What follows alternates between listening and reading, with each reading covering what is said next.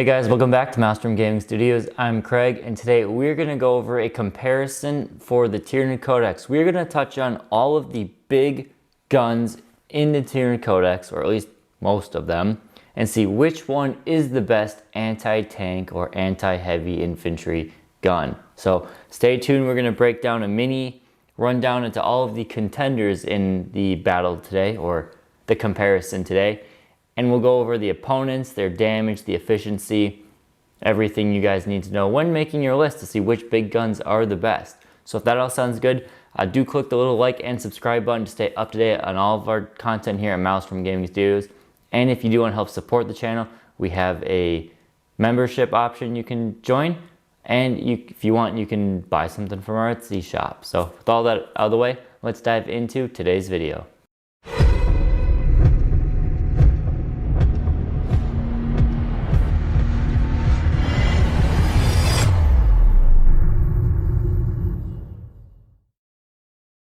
So like I said, we're going to do a comparison of all of the big guns in the Codex right now.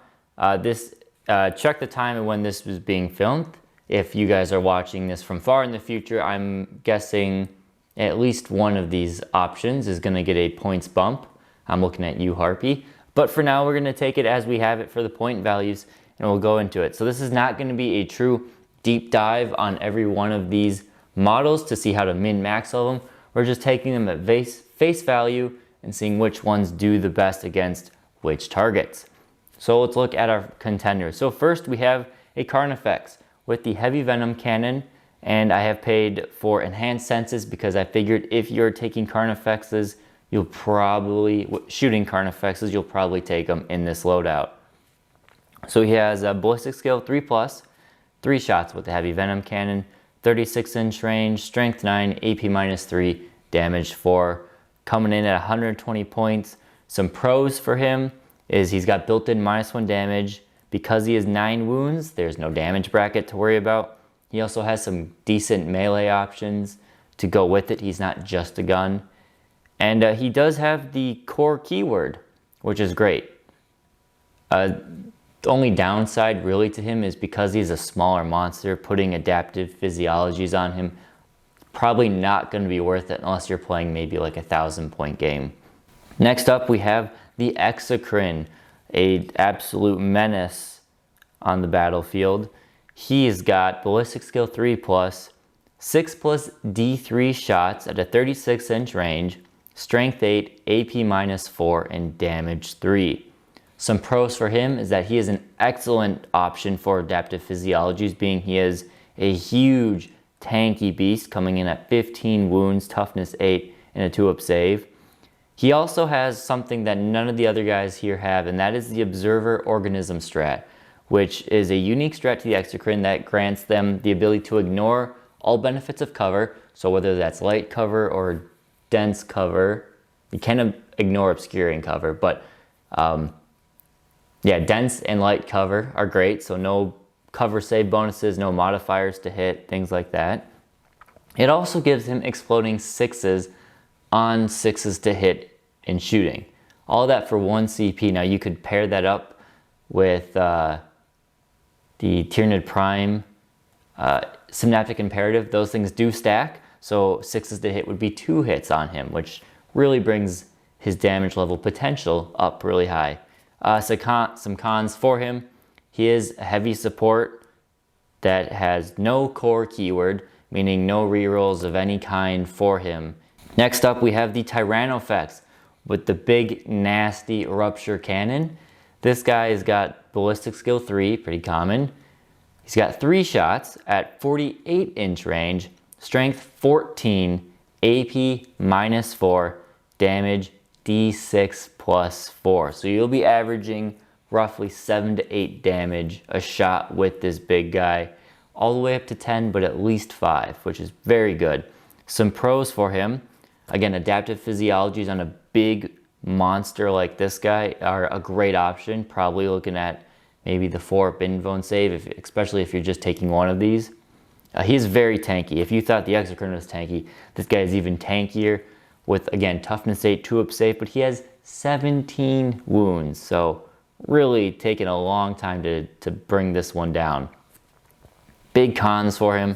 He's only got 3 shots, and there are no ways to reroll. Now he's got, you know, ballistic skill 3+, so he'll hit 2 out of his 3 shots, and he'll probably wound both of them unless he's targeting some toughness 8 thing, but still no core rerolls to make him more reliable. The Hive Guard with shot cannons, we're going to be looking at a unit of 3 of these coming in at 150 points. They are ballistic skill 3+, 2 shots apiece at 36-inch range, strength 7, AP -2, damage 3. Some pros of these guys is with their built-in ability, if a synapse creature can see their target, they do not take any modifiers to their ballistic skill, meaning they can advance and fire these weapons because they are assault, meaning the opponent could have -1s to hit from some faction ability or dense cover or something. They will not take the penalties there, so they're going to be hitting consistently on that 3+. The cons for them, AP -2 now is not great with Armor of Contempt. You're going to be shooting Dreadnoughts, will be getting a 4-up save against these things. If they're somehow getting light cover, they're getting a 3-up save against these, so not great there. And they also are not core, which I think is a big miss on them. They've toned them down so much, I think core would have been totally okay on the Hive Guard. So no core, no rerolls, unfortunate for the Hive Guard. Next up in the flyer section, we have our Harpy. The Harpy is rocking a ballistic skill 3+, 36-inch range, 6 shots because it has twin heavy venom cannons, strength 9, AP -3, damage 4. Some pros of this is that it's pretty consistent. Ballistic skill 3+ with 6 shots, more likely to get your damage through. It is also a bomber, so you have to take into consideration that you are paying for not only a gunboat, but a bomber as well. It is the aircraft, which is a pro and con, meaning it is -1 to hit at all times, unless your opponent has something that says otherwise. I think the Harpy is an excellent choice for adaptive physiologies. I personally, in my recent Kraken list, have been loving putting Synaptic Enhancement on it, but I can also see giving it a 4-up info and save being a great option too. Cons, again, like I said, aircraft. This thing can always be seen as long as you can draw true line of sight to it, to the model, any part of the model. It can be shot, no hiding behind obscuring terrain, so that is a con. It's also not core, so no rerolls. We then have the Hive Tyrant. Hive Tyrant is rocking a ballistic skill 2+ with the heavy venom cannon, obviously. 36-inch range, 3 shots, strength 9, AP -3, damage 4. You've seen the venom cannon before. Pros, he is the best ballistic skill out of all of these options, coming in at 2+. Super tanky if you take him as a foot tyrant with Tyrant Guard. He is basically untouchable. He also doesn't get rerolls, though he does give them out. He doesn't get any himself. And finally, just for a fun comparison, we're going to look at a beefed up Hive Tyrant. This one is going to be a foot tyrant with the Shard Gullet Relic. We're also taking him in the Leviathan trait for perfectly adapted, which will allow a reroll of a hit or wound each battle round. So we'll obviously be taking those on the wound rolls. Most likely, in my math calculation, I'm taking them on the wound rolls. The Shard Gullet Relic, for those of you who don't know, is Assault 3, Strength 12, AP -5, and damage 5. So absolutely insane. He is the battleship, as some people call him. Super reliable damage dealer, and we're going to add him to this comparison. So now we'll just look at it here. So we have 4 targets that I've put up for these units to shoot at. We have a Gravis Armor Marine, so something like Eradicators or Heavy Intercessors would be your lowest target you'd probably send these guys shooting at. They are T5, 3-up save. Armor of Contempt is calculated into this, and they have 3 wounds. Something I think is going to be seeing a little bit more of a resurgence in the meta with Armor of Contempt are Centurions. Outside of very niche lists, Centurions have not been used in years. They are Toughness 5 with a 2-up save and 4 wounds. Armor of Contempt on a 2-up save is very good.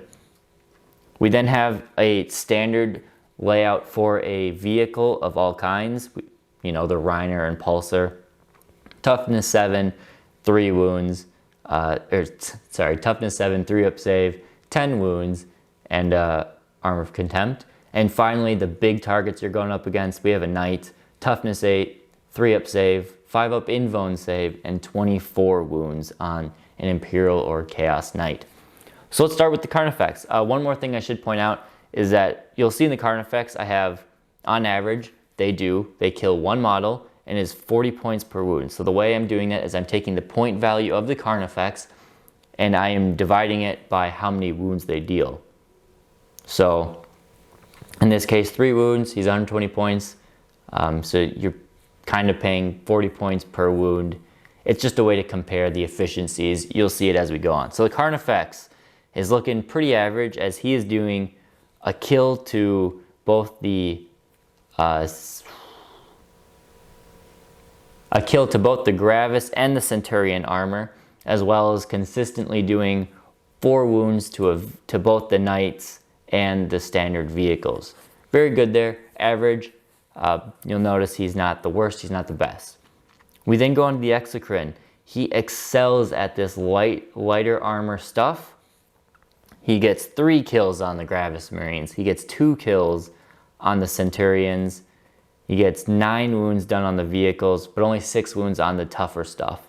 So looking at that, he is very points efficient for killing Gravis Marines. So if your opponent, you know, brings a lot of Gravis stuff, Exocrines are going to be your best friend. He will do fine against Centurions and vehicles as well, thanks to being strength 8 now, but still a clear winner in the lighter armored stuff. We then have the Tyrannofex. Obviously, against the infantry, he is not what you want to take. He'll only, on average, kill 1 just by the number of shots he has. But when he goes up to a vehicle, on average, he does 15 wounds, which is way more than you need to kill it. So he's looking at very efficient 19 points per wound he's paying to wipe out vehicles.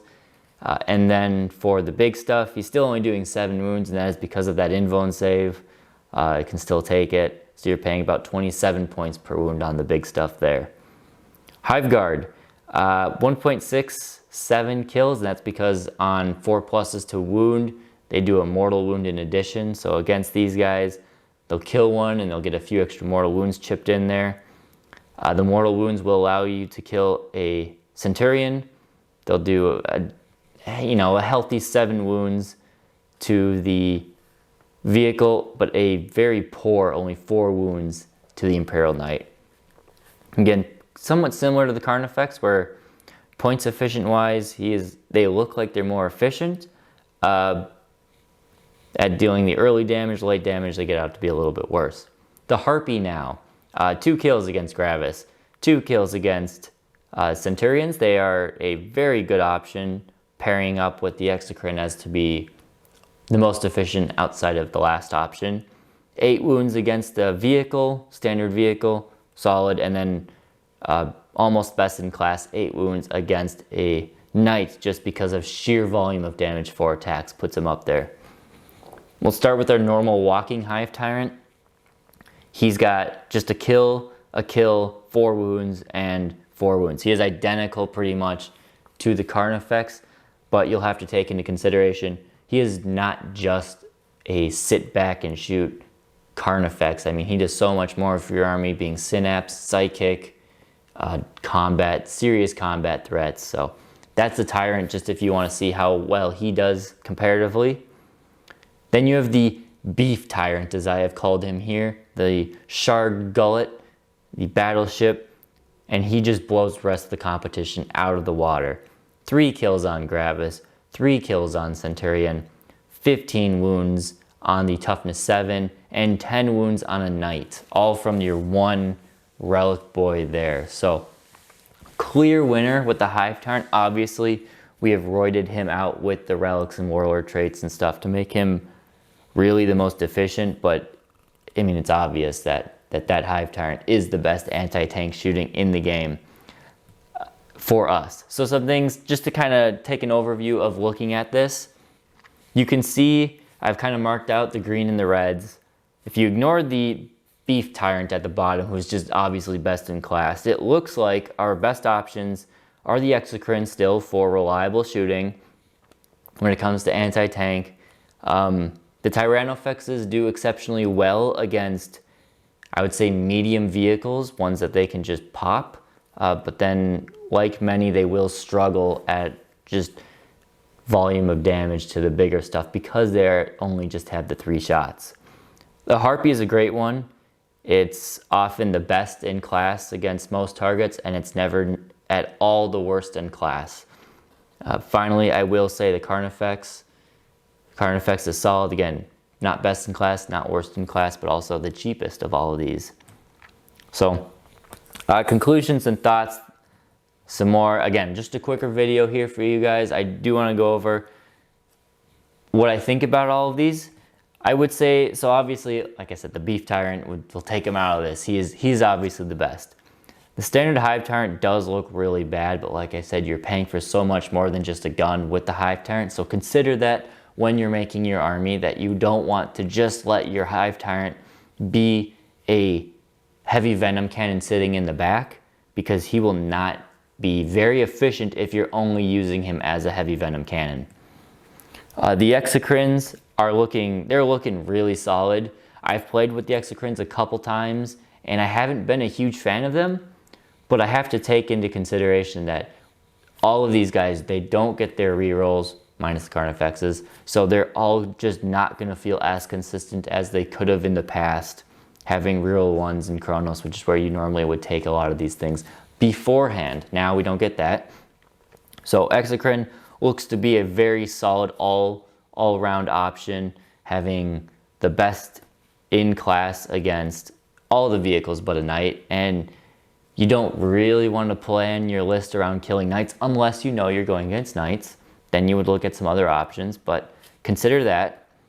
Tyrannofexes, they look fun with their big damage, but I am not a fan of the Rupture Cannon. It's just too inconsistent for me to consider it an option. I am much more a fan of the Acid Spray, and even the Fleshboar Hive. I think I like the Fleshboar Hive more than the Rupture Cannon on the Tyrannofex. That being said, if you've got one with Rupture Cannon, do not be afraid to use it. It will at least be fun to try out.